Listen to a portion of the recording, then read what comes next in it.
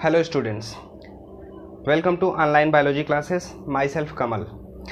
बेटा हम लोग जो एनसीईआरटी का चैप्टर नंबर 2 पढ़ रहे हैं, sexual reproduction in flowering plant, इसमें आज हम आगे बढ़ चुके हैं, तीसरे वीडियो लेक्चर की ओर पहुंच चुके हैं। इसके पहले बेटा हम लोगों ने देखा कि क्या होता है स्टामेन यानी एंड्रोसियम, उसके कितने पार्ट होते हैं, वो उसमें कौन कौन से पार्ट्स होते हैं, उनका रोल क्या चीज़ होता है। हमने देखा कि जो माइक्रोस्पोरेंजियम होता है वो कितने परतों से घिरा हुआ होता है, कितनी लेयर्स होती हैं उसमें, उन लेयर्स का फंक्शन क्या है, माइक्रोस्पोरोजेनेसिस क्या होता है, माइक्रोस्पोर का स्ट्रक्चर भी हमने देखा, यानी पॉलन ग्रेन का स्ट्रक्चर भी हमने देखा पॉलन प्रोडक्ट क्या होता है, पॉलन एलर्जी क्या चीज़ होती है। हमने काफ़ी कुछ चीज़ों को वहाँ पर कवर किया है।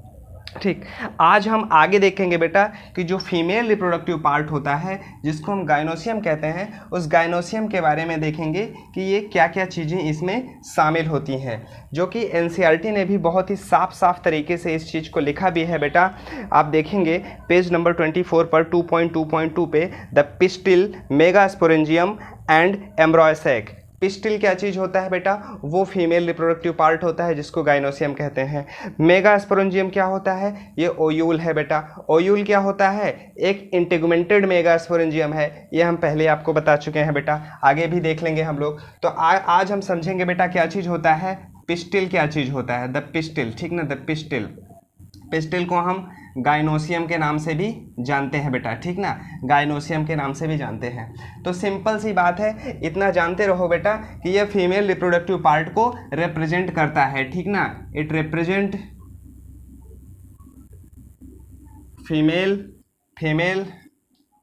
Reproductive part, female reproductive parts को ये रिप्रेजेंट करता है बेटा, ठीक ना। ये इसके पहले जो देखा था हमने वो स्टामेन था। स्टामेन किसको रिप्रेजेंट कर रहा था, वो मेल रिप्रोडक्टिव पार्ट को रिप्रेजेंट कर रहा था। ये पिस्टिल, गाइनोसियम, या इसको हम कार्पेल के नाम से भी जानते हैं, ठीक ना, इस चीज़ को भी जानते रहिएगा बेटा, कार्पेल के नाम से भी इसको हम जानते हैं। तो आइए हम गाइनोसियम के सबसे पहले टाइप्स को देख लेते हैं कि टाइप्स ऑफ गाइनोसियम, ठीक ना, टाइप्स ऑफ गाइनोसियम। गाइनोसियम के टाइप्स को देखेंगे बेटा, तो जो गाइनोसियम के जो टाइप्स हैं वो बेसिकली आपको दो प्रकार के देखने को मिलते हैं। एक होता है बेटा मोनोकार्पेलरी होता है, एक होता है बेटा मल्टी कार्पेलरी होता है, ठीक ना। एक होता है मोनोकार्पेलरी, एक होता है मल्टी कार्पेलरी। मोनोकार्पेलरी का मतलब है कि जिसमें सिर्फ सिंगल पिस्टिल पाया जाए, यानी सिंगल ओवरी उसमें होता है, वो मोनोकार्पेलरी कहलाता है। जिसमें एक से अधिक ओवरी होते हैं उसको हम मल्टी कार्पेलरी कहते हैं बेटा, ठीक ना। तो मोनोकार्पेलरी का मतलब है कि इसमें क्या होगा बेटा, इसमें सिंगल पिस्टिल होगा, ठीक ना, सिंगल पिस्टिल होगा। एग्जाम्पल याद रखिएगा बेटा, एग्जाम्पल इसका होता है हिबिस्कस, ठीक ना, हिबिस्कस रोजा साइनेंसिस, जो चाइना रोज होता है बेटा, ठीक ना, जो चाइना रोज होता है। जो मल्टी कार्पेलरी होता है बेटा, मल्टी कार्पेलरी दो प्रकार के होते हैं। इसमें एक ऐसा कार्पेल जिसमें एक से अधिक होते हों लेकिन वो एक दूसरे के फ्री हों।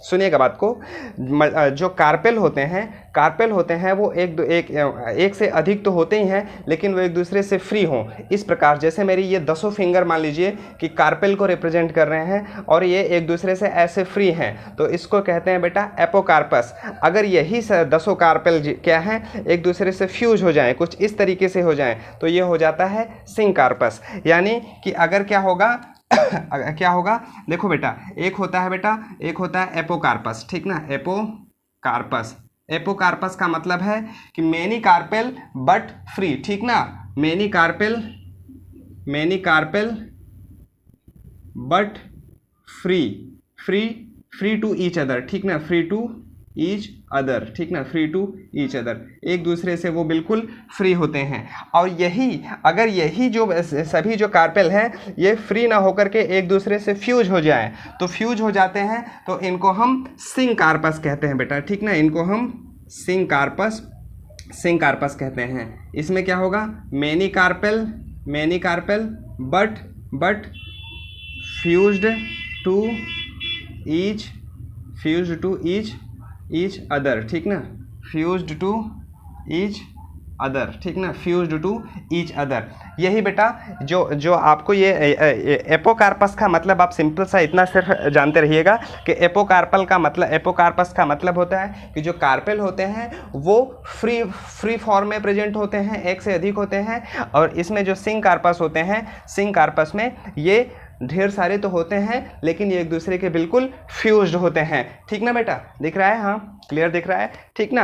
अब इसके एग्जाम्पल नोट कर लीजिएगा बेटा और इसका डायग्राम भी आप बना लीजिएगा बेटा, ठीक ना। एनसीईआरटी में डायग्राम दिखा हुआ है, बना हुआ है, वो आप बनाएंगे बेटा। पहले तो सबसे पहले आप सिंग कार्पस और एपोकार्पस का एग्जाम्पल नोट कर लीजिए बेटा। एपोकार्पस के एग्जाम्पल है बेटा, आप लोग आगे उधर ही नोट कर लीजिएगा, जगह होगा आपके पास, ठीक ना। एपोकार्पस का एग्जाम्पल नोट कर लीजिएगा बेटा। पहला ही दिया बेटा एनसीईआरटी ने जो दिया है बेटा, माइचीलिया दिया है, रोज एंड लोटस, ठीक ना, rose and lotus, rose and lotus, ये 3 एग्जाम्पल याद रखिएगा। ये आपकी 12th की इस वाली एनसीईआरटी में दिया हुआ है। रोज और लोटस बेटा जो 11th के मॉर्फोलॉजी ऑफ फ्लावरिंग प्लांट की जो एनसीईआरटी है वो उसका एग्जाम्पल है बेटा, उसको भी याद रखिएगा। सिंग कार्पस के एग्जाम्पल जो दिया हुआ बेटा, एक एग्जाम्पल दिया हुआ बेटा पेपैवर, ठीक ना, पेपैवर एग्जाम्पल बेटा आप लोग उधर नोट कर लीजिएगा। पेपैवर होता है, ठीक ना, mustard and tomato, mustard and tomato, tomato, ठीक ना, मस्टर्ड एंड टोमेटो, ठीक ना बेटा, इसको नोट कर लीजिएगा बेटा, ठीक ना। अब आप एनसीईआरटी का पेज नंबर 25 पर देखिए बेटा एनसीईआरटी का पेज नंबर 25 पर देखिए, आपको देखो बेटा ये 3 तरीके का यहाँ पर डायग्राम बना है। ए बी सी को ध्यान से देखिए बेटा। ए बी सी में ये बता रहा है बेटा कि जो ए वाला है ये मोनोकार्पेलरी है, हिबिस्कस का जो गुड़हल का फूल है उसका यहाँ पर ये कार्पेल को निकाल करके दिखाया है। जो होल्ड करके रखता है वो थैलमस कहलाता है बेटा, आपको पता ही है, वो रिसेप्टिकल्स होता है। अब यहाँ पर ओवरी है, स्टाइल स्टिग्मा आपको यहाँ पर दिखाई दे रहा है। इसमें सिर्फ एक कार्पेल प्रेजेंट है तो ये मोनोकार्पेलरी होगा। और इसको देखिए बेटा, इसमें आपको स्टिग्मा आपको एक ही दिखाई दे रहा है, लेकिन सारे के सारे जो कार्पेल्स हैं, जो ओवरी वाला हिस्सा है वो क्या है, वो सब के सब ऐसे फ्यूज्ड हैं। तो फ्यूज्ड है तो ये क्या कहलाएगा बेटा, ये सिंग कार्पस कहलाएगा, जो कि ये पेपैवर का है बेटा। डायग्राम याद रखिएगा बेटा, ये डायग्राम एग्जाम में ऐसे डायग्राम ही दे करके पूछ लेता है कि ये किस टाइप की ओवरी है या फिर किस प्लांट की ओवरी है। इस डायग्राम को भी आपको याद रखना होगा, ये एग्जाम में ये वाला आ चुका है बेटा, ठीक ना। और ये भी, इसको भी आने की संभावना है। ये है बेटा आपके ये कार्पल हैं, आपको दिखाई दे रहे हैं, सारे के सारे कई सारे कार्पल्स दिखाई दे रहे हैं, लेकिन एक दूसरे से फ्यूज्ड ना होकर के कैसे है बेटा, ये एक दूसरे से सेपरेटेड हैं, अलग अलग हैं, यानी कि ये फ्यूज्ड नहीं है, ठीक ना, एक दूसरे से फ्री होते हैं, जैसा मैंने यहाँ पर लिखा है but free to each other.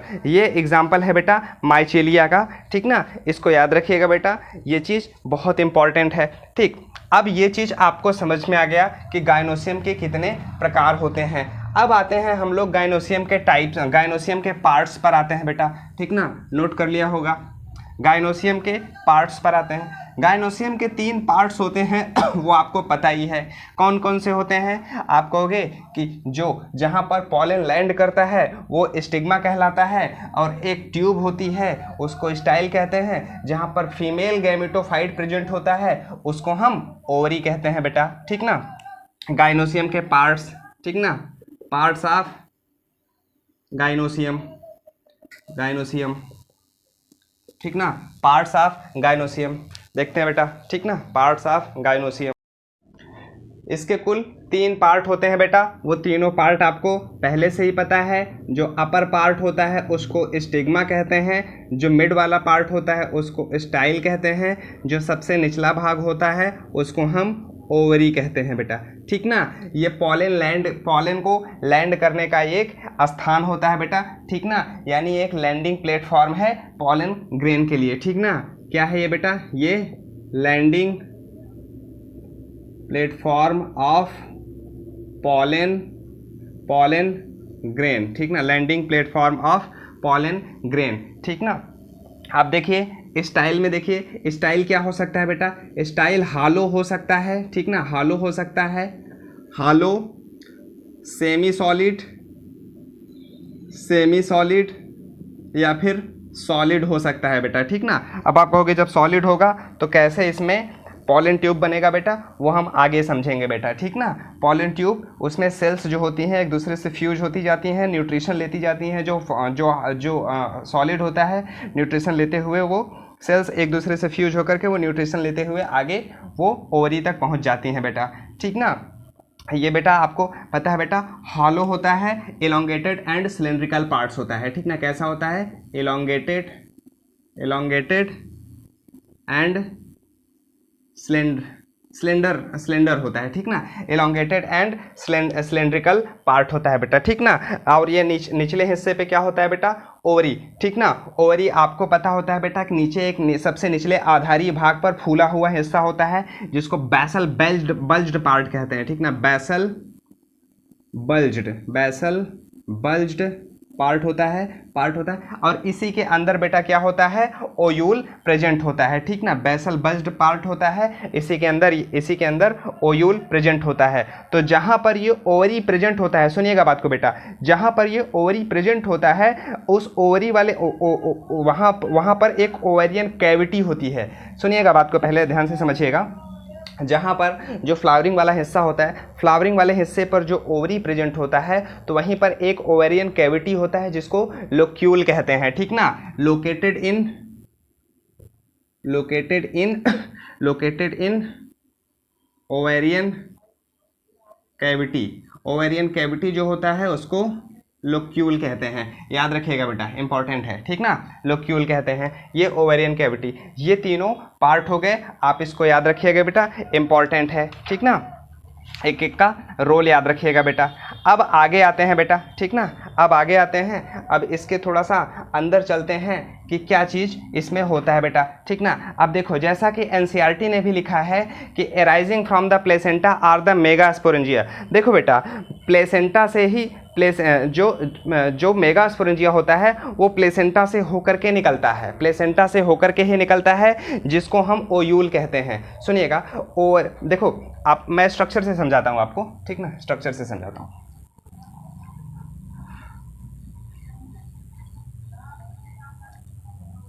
Structure of megasporangia, ठीक ना। स्ट्रक्चर ऑफ मेगास्पोरेंजिया यानी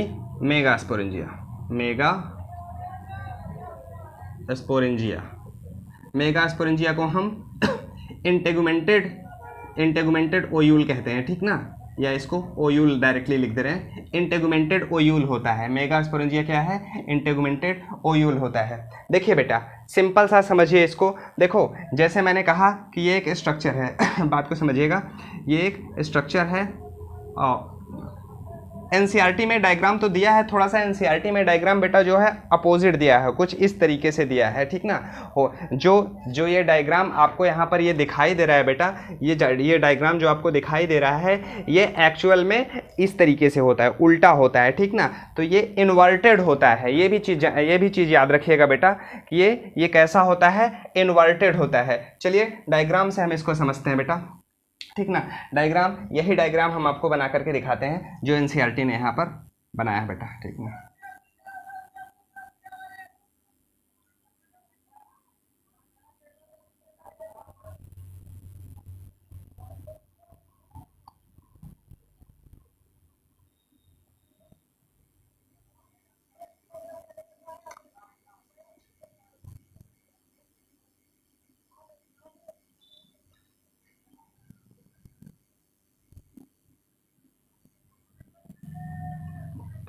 देखिए बेटा, आप इसको देखिए, ये वाला जो हिस्सा होता है यही जा करके ये किससे जुड़ा होता है, प्लेसेंटा से जुड़ा होता है, ठीक ना। सपोज मैंने कहा ये क्या है, ये है आपका प्लेसेंटा, ठीक ना, प्लेसेंटा।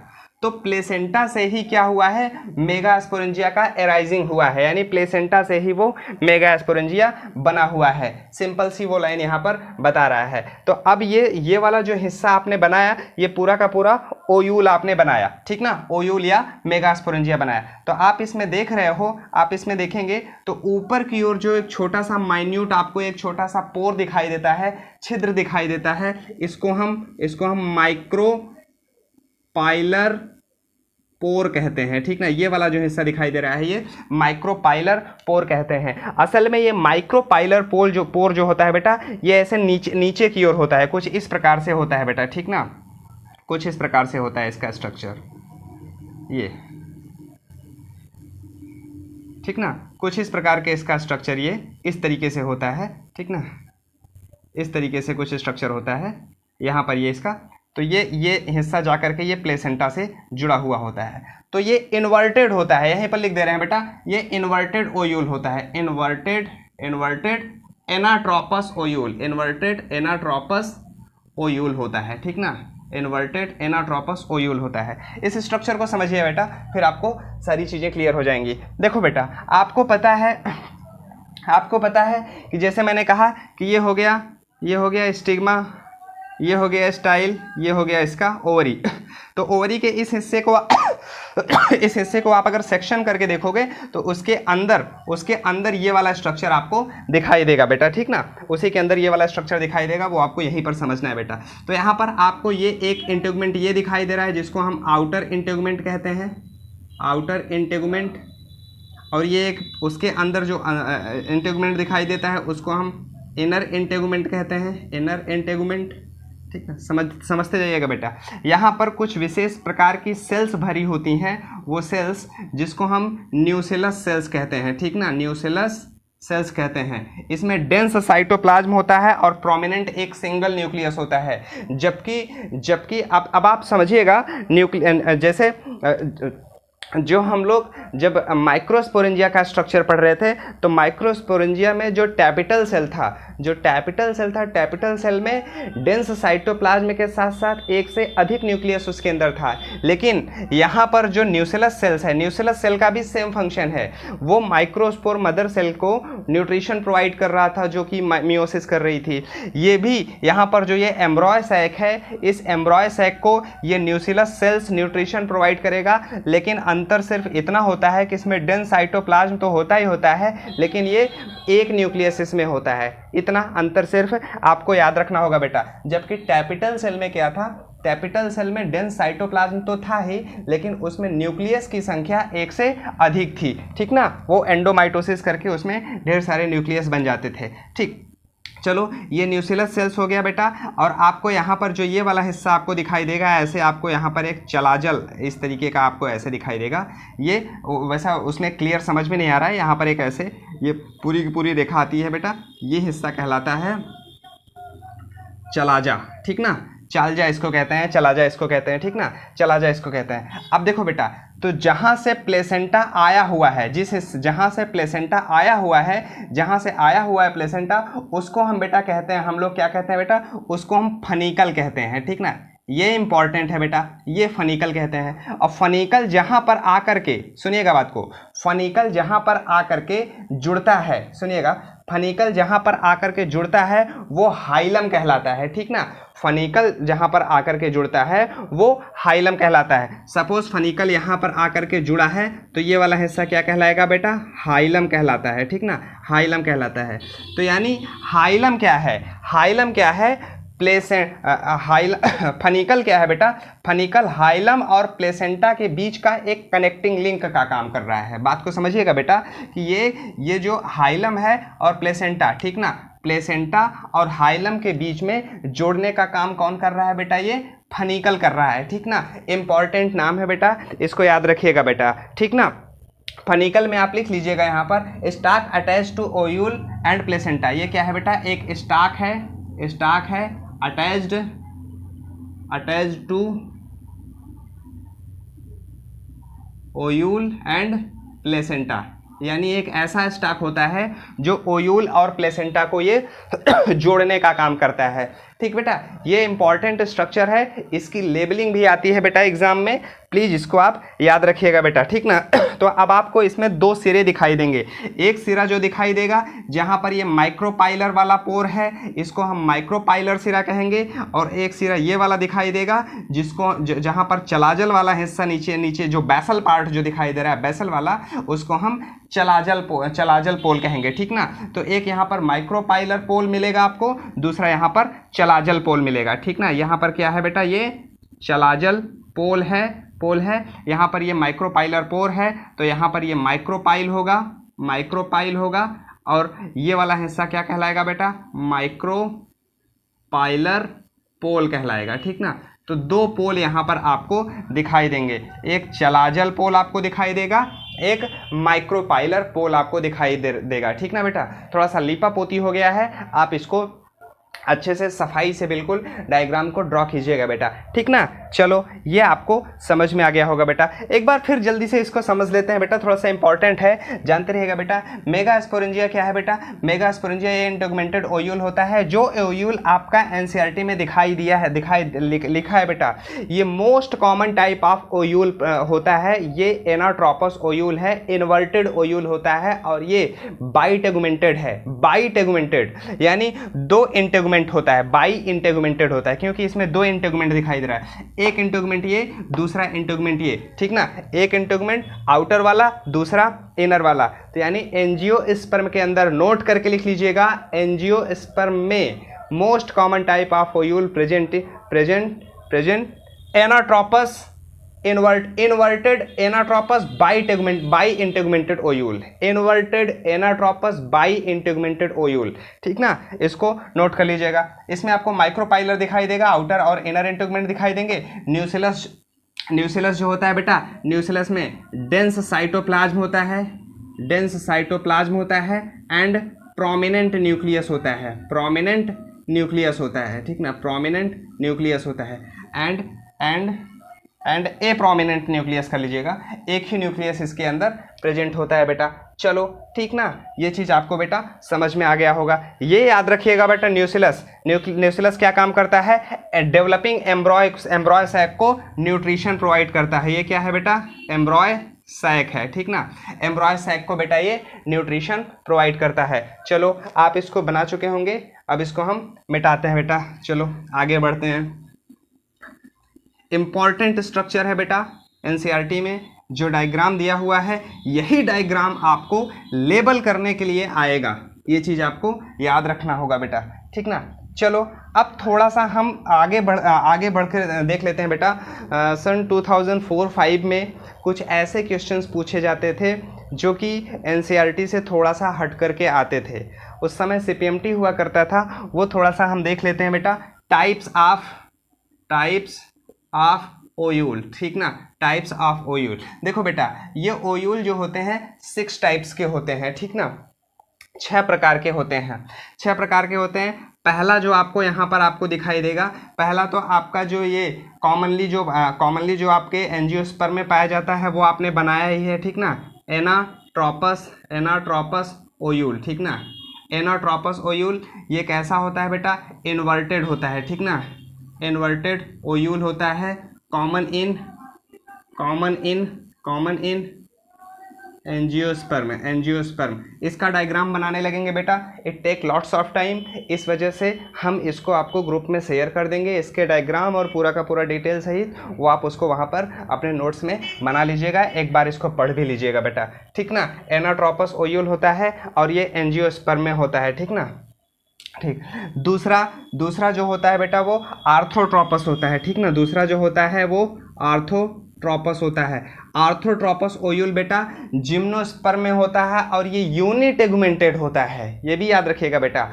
जिम्नोस्पर्म में कौन सा ओयूल पाया जाता है, आर्थोट्रोपस ओयूल पाया जाता है और यूनिटेगुमेंटेड होता है, इस चीज़ को याद रखिएगा बेटा, ठीक ना। कॉमन इन जिम्नोस्पर्म एंड यूनिटेगुमेंटेड, ठीक ना, यूनिटेगुमेंटेड, ठीक ना, यूनिटेगुमेंटेड होता है, जिम्नोस्पर्म में पाया जाता है बेटा, ठीक ना। एनाट्रोपस ओयूल जो मोनोकार्ड्स होते हैं उसमें सबसे अधिक पाए जाते हैं, ठीक ना।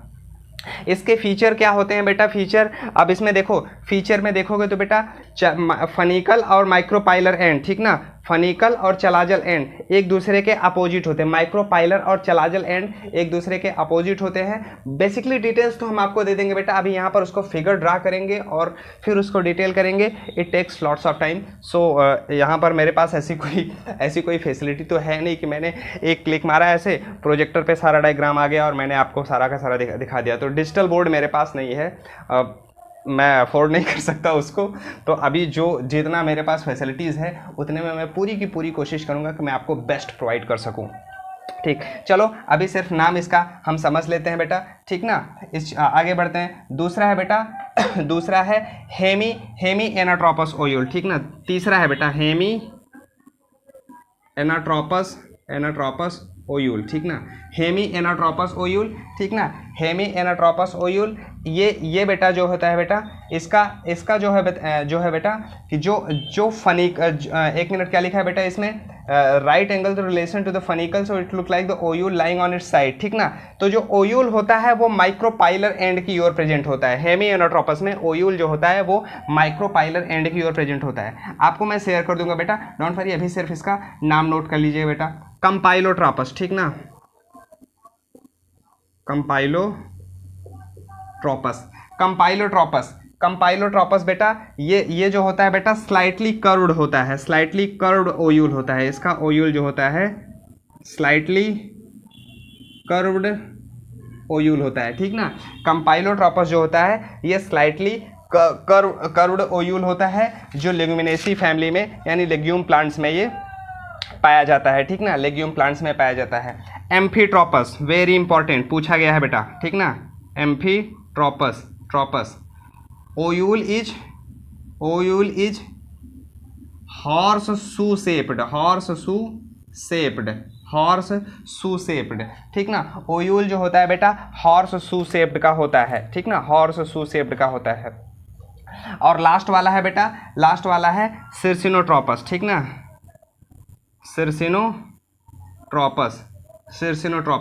सिरसिनोट्रोपस में क्या होता है, इसका जो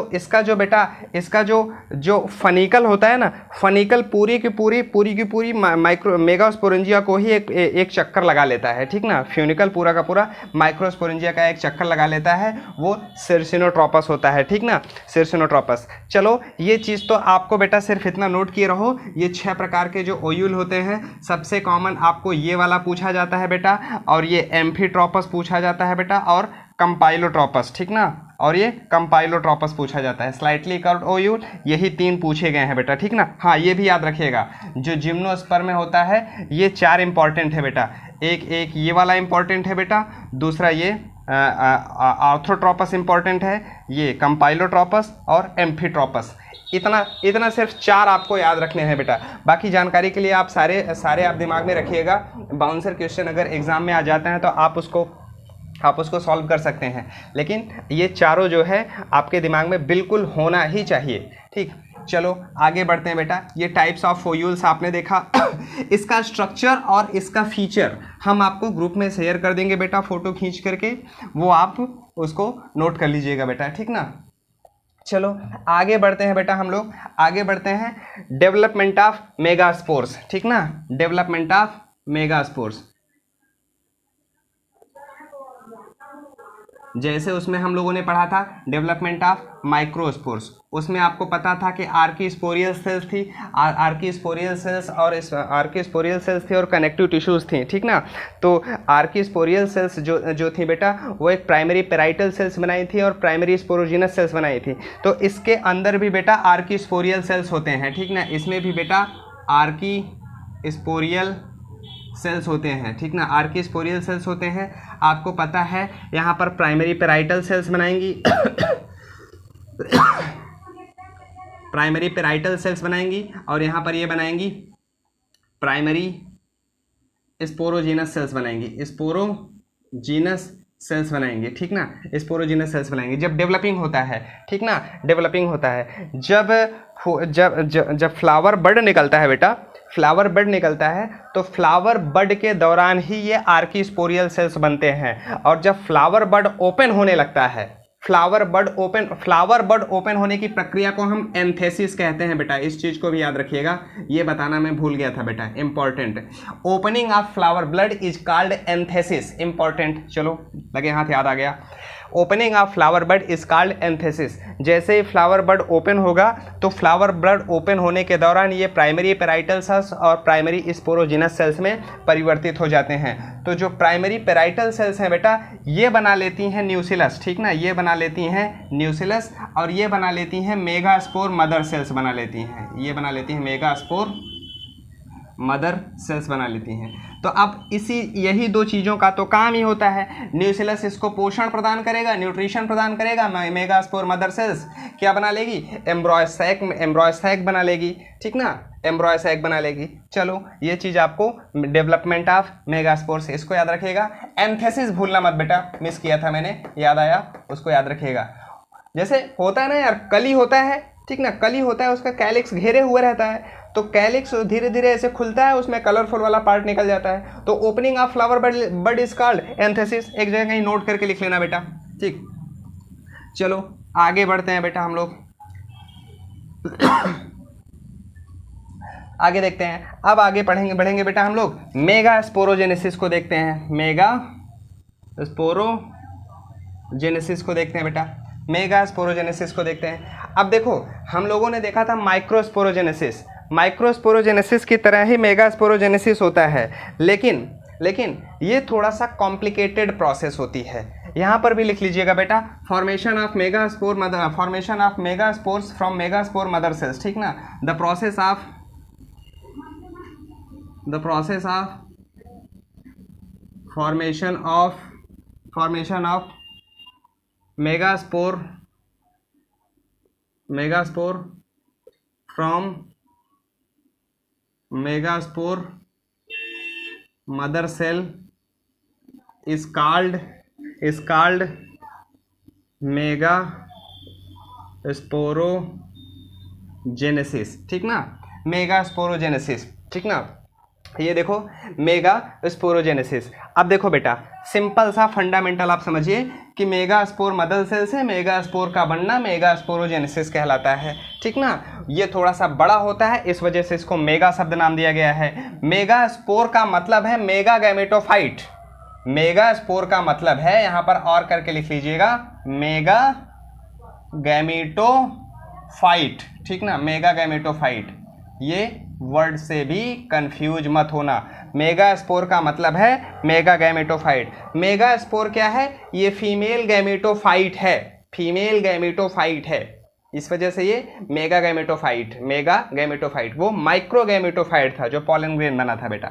चलो अब इसी चीज को थोड़ा सा हम लोग डायग्रामेटिक व्यू से देखते हैं बेटा, डायग्रामेटिक व्यू से देखते हैं। अभी आपने देखा कि ये वाला जो स्ट्रक्चर आपने देखा था, ठीक ना, ये वाला जो स्ट्रक्चर आपने देखा था बेटा, ठीक ना, इसी के अंदर यहीं पर ओयूल प्रेजेंट था, इसी ओयूल के अंदर ये न्यूसिलस सेल्स होंगी। कैसे इसके अंदर पूरा का पूरा ओयूल का फॉर्मेशन होता है, उस चीज़ को हम देखेंगे बेटा, ठीक ना, उस चीज़ के अंदर देखेंगे। देखो चलो समझते हैं बेटा, इस चीज़ को देखिए बेटा, इसी के अंदर जो एम्ब्रॉय सैक है, इसी एम्ब्रॉय सैक के अंदर कैसे, मतलब ये एम्ब्रॉय सैक तो मान लीजिए बन चुका है, लेकिन इसके अंदर एम्ब्रॉय सैक के अंदर कौन कौन से सेल्स हैं वो तो अभी दिखाई नहीं दे रहा है, वो कैसे बनती हैं उस चीज़ को हम लोग यहाँ पर समझते हैं बेटा, ठीक ना। देखो सिंपल सा स्ट्रक्चर है बेटा, आपको पता है कि इसके अंदर क्या होगा, एक मेगास्पोर मदर सेल होगी, इसके अंदर क्या होगा, मेगास्पोर मदर सेल्स होंगी। इसके चारों तरफ क्या होगा बेटा, इसके चारों तरफ प्रेजेंट होंगे कौन सी सेल्स, बताइए, जो इसको न्यूट्रिशन प्रोवाइड करती हैं, बोलिए, सुनाई देता है हमको, बोला करो, समझ लो। आपका और हमारा दिल का रिश्ता है बेटा, हार्टली हम आपसे कनेक्टेड हैं, तो आप जो बोलते हो ना मेरे को सुनाई देता है, ठीक ना, आप लोग सही बोल रहे हो।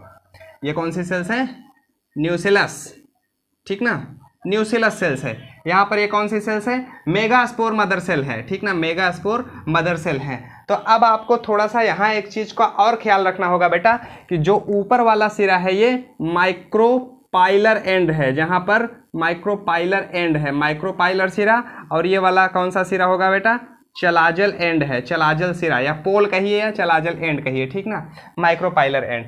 अब क्या करेगा अब आपको पता है कि माइक्रोस्पोर मदर सेल ने मियोसिस किया था, तो ठीक उसी प्रकार मेगास्पोर मदर सेल भी यहाँ पर क्या करेगी, मियोसिस करेगी, ठीक ना, मियोसिस करेगी।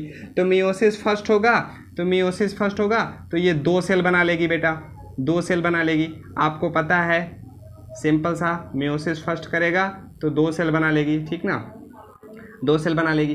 तो क्या बना ये, मेगास्पोर डियाड बन गया, मेगास्पोर डियाड बन गया, 2 कोशिकाएं बन गई। अब ये क्या करेगी, मियोसिस सेकंड करेगी, ठीक ना, मियोसिस सेकंड करेगी। तो आपको पता है, याद रखिएगा बेटा, याद रखिएगा, एनसीईआरटी ने लिखा हुआ है बेटा कि ovule generally differentiate a single MMC in micropylar reason.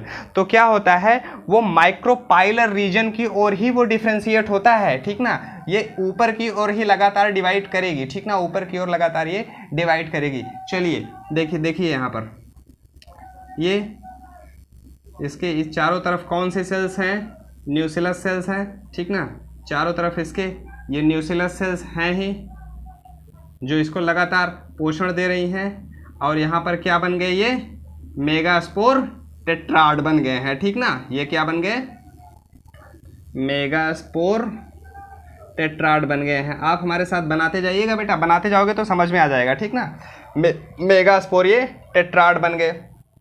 अब मेगास्पोर जो टेट्राड बने हैं बेटा, तो मेगास्पोर टेट्राड में ये वाला माइक्रोपाइलर एंड हो गया, ये वाला चलाजल एंड हो गया, इस चीज को भी याद रखिएगा। तो जो मेगास्पोर टेट्राड बने हैं, इस मेगास्पोर टेट्राड में 3 मेगास्पोर माइक्रोपाइलर रीजन की ओर, सुनिएगा बेटा, 3 मेगास्पोर माइक्रोपाइलर रीजन की ओर डीजेनरेट हो जाते हैं, चलाजल रीजन की ओर डीजेनरेट नहीं होते हैं। इस चीज को दिमाग में नोट कर लीजिएगा बेटा, ठीक ना। चलो, मेरे पास थोड़ा जगह की कमी रहेगी बेटा, मैं थोड़ा छोटा बनाऊंगा, समझने की कोशिश कीजिएगा बेटा, ठीक ना। चलो, यहाँ पर मैंने कहा कि ये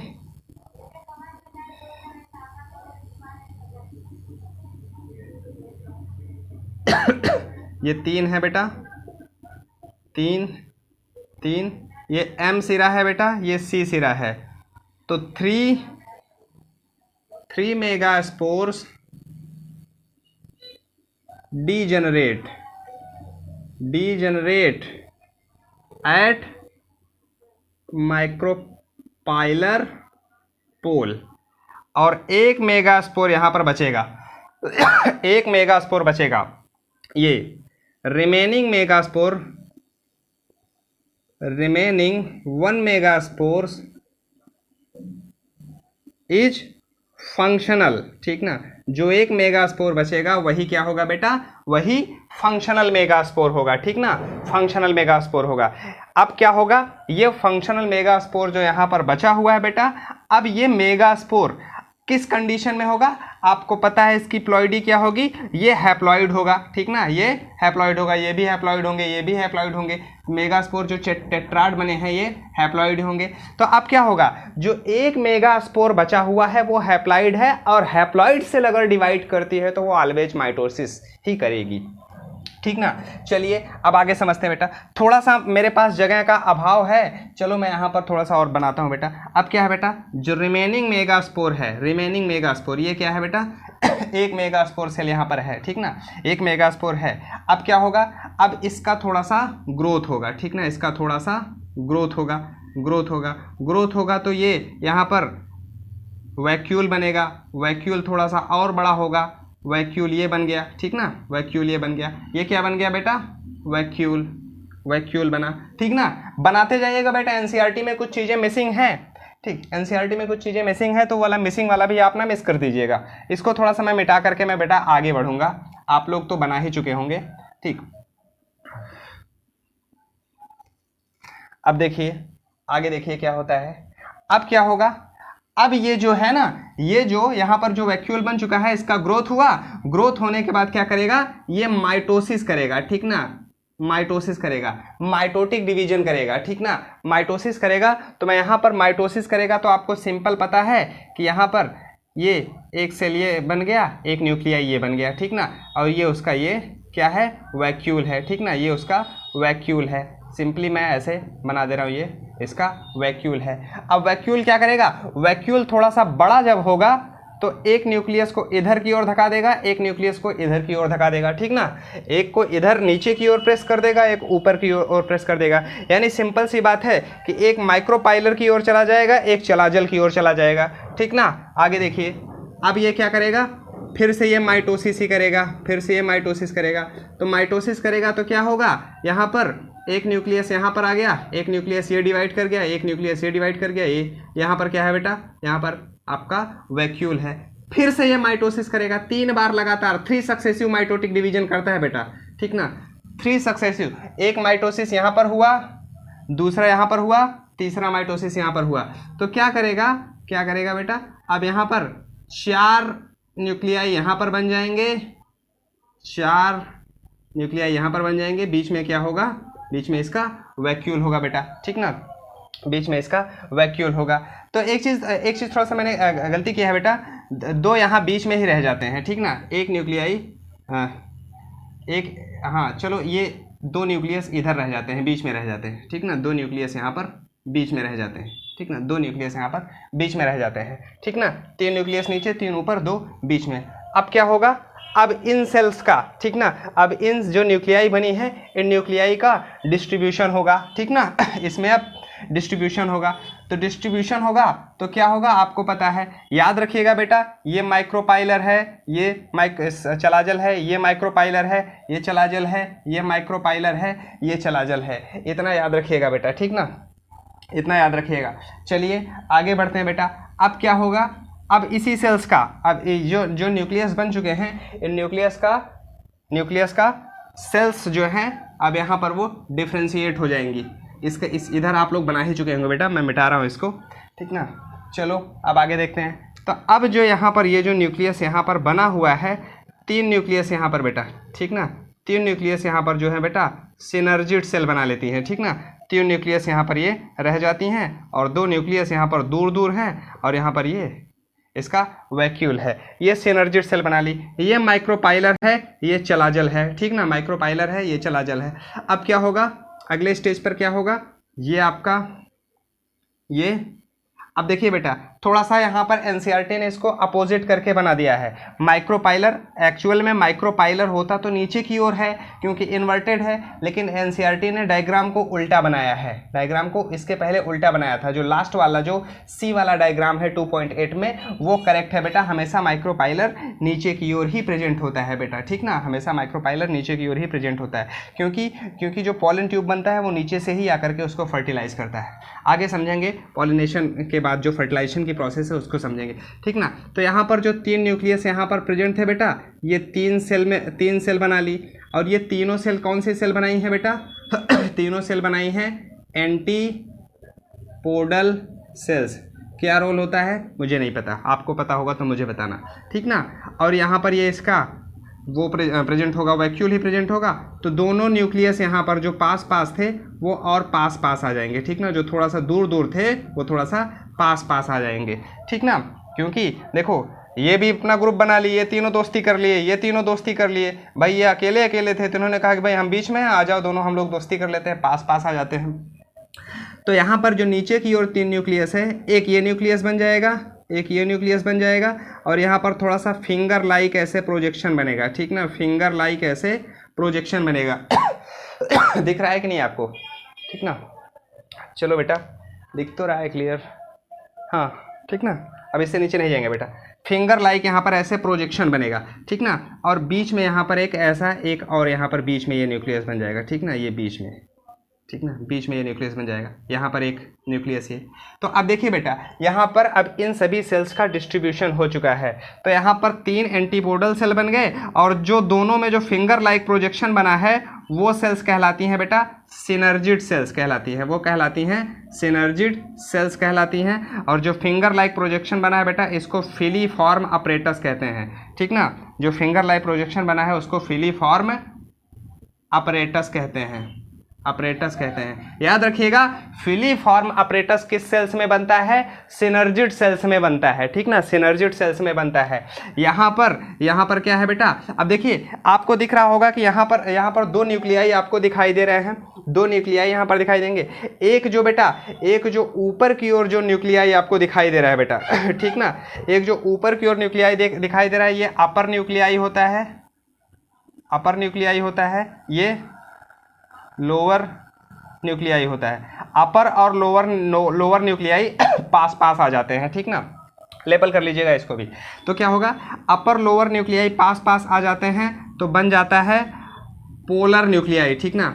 अपर पोलर न्यूक्लियाई थे, ये लोअर पोलर न्यूक्लियाई थे, अब क्या बन गए, ये पोलर न्यूक्लियाई बन गए, ठीक ना क्यों? क्योंकि इनके ऊपर कोई आवरण नहीं है, कोई मेम्ब्रेन नहीं है, तो इस वजह से ये न्यूक्लियाई हैं, ठीक ना, न्यूक्लियाई हैं। तो अब और ये जो एक सेल यहाँ पर सिनर्जिड सेल के पास जो एक सेल ये रह गई थी, इसको हम एग सेल कहते हैं, ठीक ना, एग सेल कहेंगे, ये एग सेल है बेटा।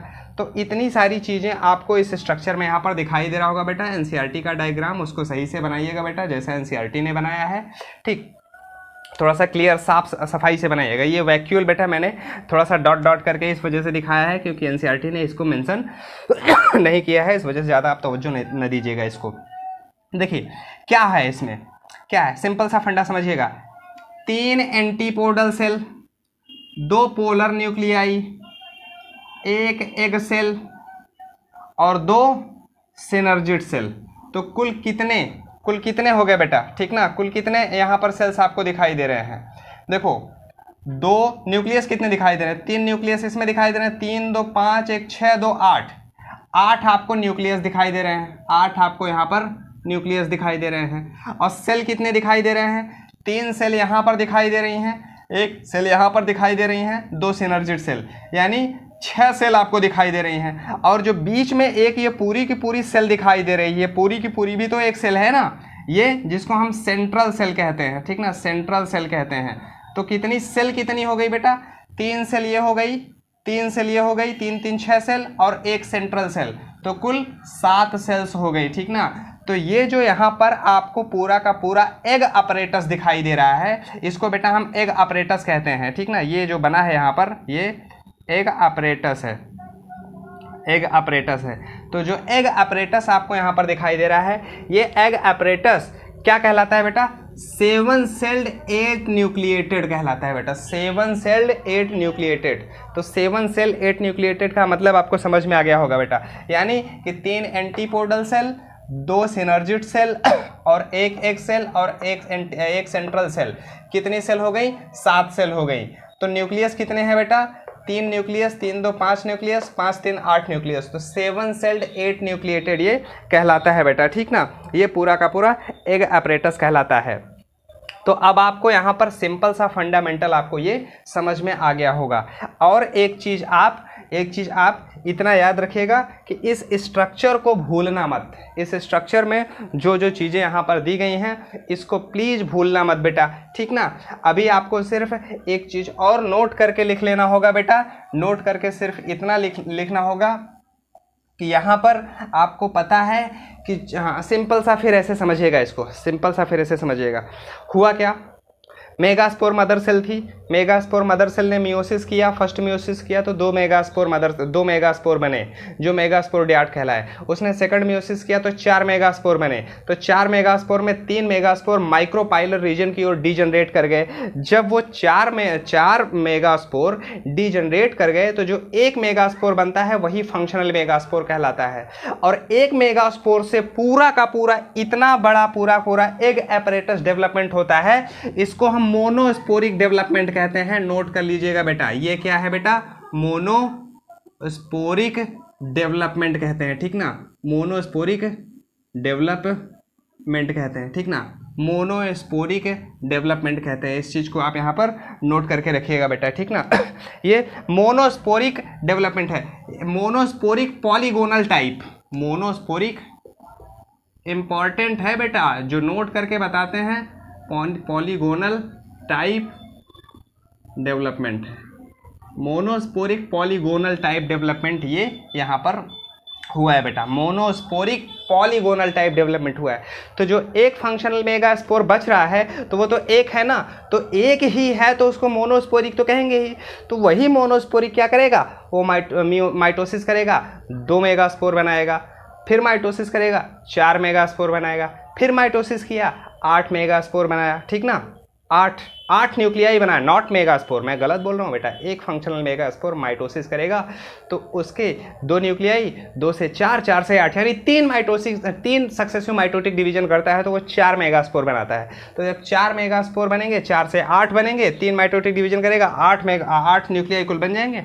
8 का हम यहाँ पर डिस्ट्रीब्यूशन कर देंगे। इस तरीके का पूरा एक एग अपरेटस बन करके तैयार हो जाएगा, जिसको हिंदी में अंड उपकरण कहते हैं। ये बन करके यहाँ पर तैयार हुआ। तैयार होने के बाद ये पूरा का पूरा ये कंप्लीट, ठीक ना, ये पूरा का पूरा हिस्सा ये कंप्लीट हो जाता है, जिसको हम monosporic polygonal type of development कहते हैं। चलो इतना आपको इस चीज़ को बेटा याद रखना होगा।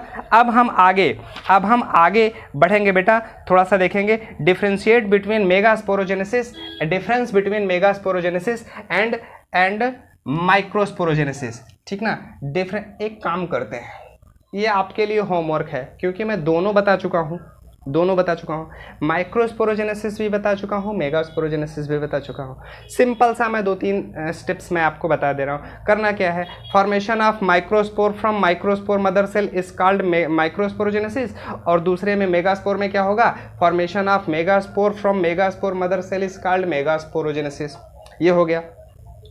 एक मेगास्पोर मदर सेल से, एक माइक्रोस्पोर मदर सेल से कुल 4 पॉलन बनते थे, और एक मेगास्पोर मदर सेल से कुल एक अपरेटस बनता है, ठीक, एक अपरेटस बनता है। आप सिंपल सा समझते जाइएगा बेटा ठीक ना। ये माइक्रोस्पोर मेल गैमेटोफाइट है, जिसको हम माइक्रोगैमेटोफाइट कहते हैं, और मेगास्पोर क्या है, फीमेल गैमेटोफाइट है, जिसको फीमेल मेगागैमेटोफाइट कहते हैं। तो आप हमको याद रखिएगा बेटा, बहुत ही कम बच्चे मुझे होमवर्क शेयर करते हैं। प्लीज़ मेगास्पोरोजेनेसिस और माइक्रोस्पोरोजेनेसिस का होमवर्क, मैं होमवर्क यहाँ पर लिख दे रहा हूँ बेटा, होमवर्क,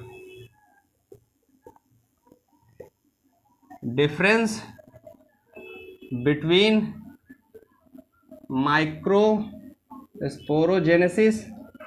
स्पोरोजेनेसिस एंड मेगास्पोरोजेनेसिस।